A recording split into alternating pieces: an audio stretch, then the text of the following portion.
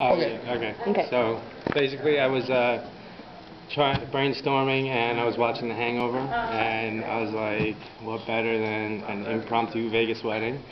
And then just, for good measure, throw the tattoo in on it, just to, so just to remember it by, and then if somebody asks you about the tattoo, you got a good story. A hell of a story, yeah. We actually were gonna, we first talked about walking back to Florida, but we looked and other people had already put that one up there, so we just tried to step it up a little bit more on that.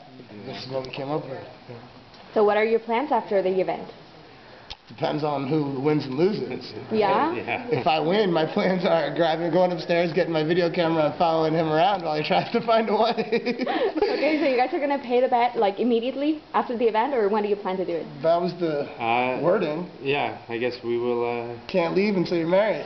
Or can't go home to Florida until you get married in Vegas. So I guess we could just not go back, but I got stuff to do. I mean, I got to go back. So. One of us is getting married this weekend.